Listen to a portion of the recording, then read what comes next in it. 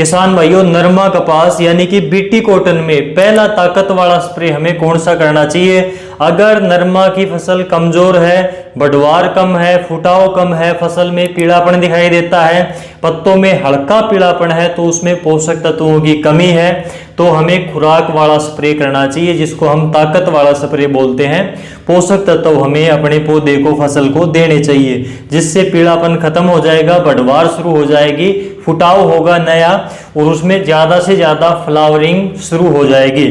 दोस्तों, अगर आपने चैनल को सब्सक्राइब नहीं कर रखा तो चैनल को अभी सब्सक्राइब करें, ताकि अगली वीडियो आपको टाइम पर मिल सके, आपको उसका नोटिफिकेशन मिल जाएगा।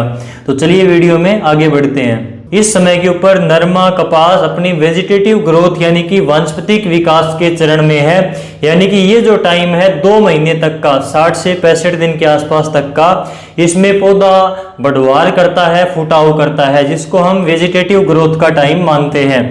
तो इसके अंदर आपको कौन सी स्प्रे करनी चाहिए? उससे पहले एक चीज आपको और बता देता हूं कि इस टाइम के ऊपर आजकल गुलाबी सुंडी के चक्कर में हमने शॉर्ट ड्यूरेशन वाली वैरायटियां लगा रखी हैं, जो कम टाइम में तैयार हो जाती हैं। तो उनके अंदर स्टार्टिंग से ही फ्लावरिंग और फ्रूटिंग चलती रहती है, यानी कि आज हमारा नरमा 50 से 60-65 दिन तक का है, तो उसमें बढ़वार भी हो रही है, उसके साथ में फूल भी आ रहे हैं और फल भी बन रहा है। तो कंटिन्यू फ्रूटिंग और फ्लावरिंग चलती रहती है, जो शॉर्ट टाइमिंग वाली, कम समय अवधि वाली वैरायटियां होती है उनके अंदर।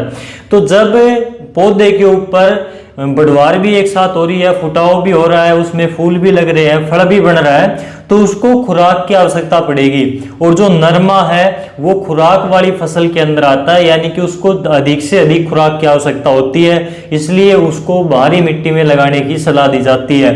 तो अगर मिट्टी में खाद की कमी है, पोषक तत्वों की कमी है, हल्की मिट्टी है, तो उसमें पौधे के ऊपर आपको वो लक्षण दिखाई देते हैं, पत्तियां पीली होनी शुरू हो जाती हैं, बढ़वार रुक जाती है, फुटाव नहीं हो पाता। तो इसके लिए ऊपर से हमें खुराक वाली स्प्रे करनी पड़ती है। खुराक वाली स्प्रे के ऊपर इस वीडियो में हम बात कर रहे हैं। तो खुराक वाली स्प्रे के अंदर आपको कौन कौन सी खाद लेनी चाहिए इस टाइम के ऊपर?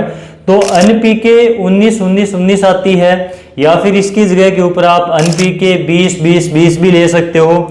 इनमें से कोई एक NPK लेना है आपको, किसी भी बढ़िया कंपनी का आपको लेना है। आजकल मार्केट के अंदर नकली खाद की शिकायत काफी ज्यादा बढ़ गई है, तो कोई अच्छी ब्रांडेड कंपनी की तरफ ही आपको जाना चाहिए, अच्छा प्रोडक्ट ही आपको लेना चाहिए। और अगर हम बात करें इसकी डोज की, तो 1 किलो NPK आपको लेनी है। ये मैं 1 एकड़ की खुराक आपको बता रहा हूँ, 100 लीटर पानी आपको लेना चाहिए 1 एकड़ में। 1 किलो NPK, इसके साथ में आपको जिंक लेना है। सबसे बढ़िया रहेगा स्प्रे के अंदर जो सिलेटेड जिंक आता है 12% में, तो ये वाला आपको लेना है 100 ग्राम। इनके साथ में आपको लेना है सीवीड एक्सट्रैक्ट, यानी कि जो समुद्री शैवाल से निर्मित खाद आती है, जिसको हम बायोविटा के नाम से देखते हैं मार्केट में, सागरिका के नाम से देखते हैं, और भी अलग अलग कंपनियों की अलग अलग नाम से मिल जाती है, जिसमें कम ज्यादा मात्रा में सीवीड मौजूद रहता है। तो इनको आप इसके साथ में जरूर डालें। इससे क्या होगा, एक तो पौधे को माइक्रो न्यूट्रिएंट मिलेंगे, यानी कि सूक्ष्म पोषक तत्व मिलेंगे। दूसरा, इससे पौधे का जो स्ट्रेस पौधे के अंदर इस समय पर हमें दिखाई देता है, अजैवीय तनाव जिसको हम बोलते हैं, तो उससे पौधे को बाहर निकालने में ये मदद करता है। पौधा अगर स्ट्रेस से बाहर निकल जाएगा, उसको पोषक तत्व मिल जाएंगे, तो उसमें ऑटोमेटिक ही ग्रोथ आपको दिखाई देगी, हरापन दिखाई देगा, और पौधे के अंदर अधिक से अधिक ब्रांचेस निकलेंगी, उसमें नया फुटाव होगा, फ्लावरिंग अच्छी होगी, फ्रूटिंग अच्छी बनेगी, उसमें फ्रूट सेटिंग बढ़िया रहेगी। तो ये चीजें हैं, आपको थोड़ी सी जो बेसिक नॉलेज है ये आपको होनी चाहिए। अगर हम सीवीड एक्सट्रैक्ट की बात करें, जो हमें नॉर्मली मार्केट में बायोविटा के नाम से देखने को मिलता है, सागरिका के नाम से आता है, और अलग अलग कंपनियों का आपको अलग अलग नाम से मिल जाएगा, जिसमें सीवीड बढ़िया क्वांटिटी में हो और कोई बढ़िया अच्छा ब्रांड का हो, वही आपको लेना है। लिक्विड में होना चाहिए, और उसकी मात्रा आपको रखनी है 200 ml एकड़ के हिसाब से। तो NPK और जिंक के साथ में आपको ये आप सीवीड, यानी कि हम इसको बायोविटा भी कह सकते हैं, आप बायोविटा भी ले सकते हो। बायोविटा के रिजल्ट भी काफ़ी अच्छे आते हैं, काफ़ी किसान भाई यूज़ करते हैं, काफ़ी सागरिका भी डालते हैं लिक्विड में। लेकिन आजकल मार्केट में आप देख रहे होंगे, खासकर राजस्थान में कुछ कंपनियों के प्रोडक्ट में मिलावट की या फिर नकली होने की काफ़ी ज़्यादा शिकायतें आई हैं।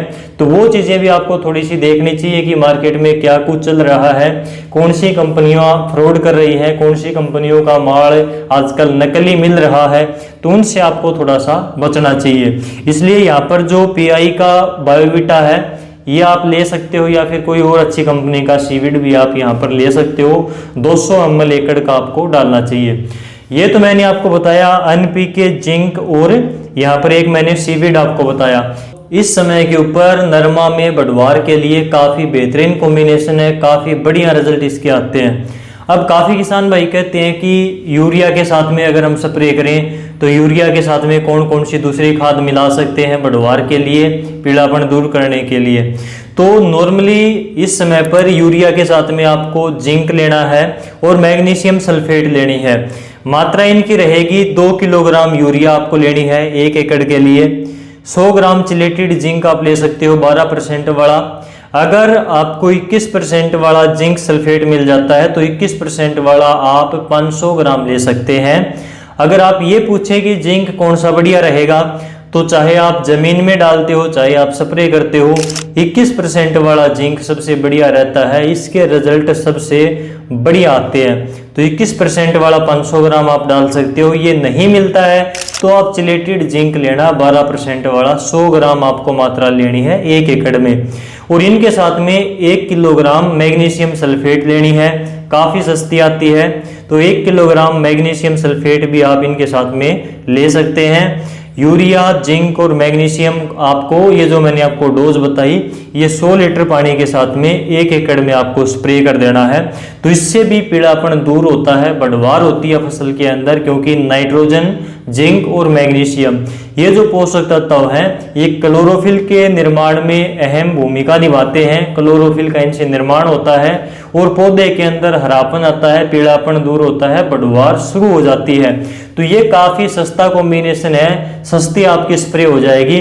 तो ये भी आप कर सकते हो अगर आपको बिल्कुल सस्ता करना है तो इस प्रकार से ये मैंने आपको नरमा कपास के लिए पहला जो ताकत वाला स्प्रे है उसका कॉम्बिनेशन बताया, जो मैंने आपको एनपीके, जिंक और सीवीड वाला कॉम्बिनेशन स्टार्टिंग में बताया था।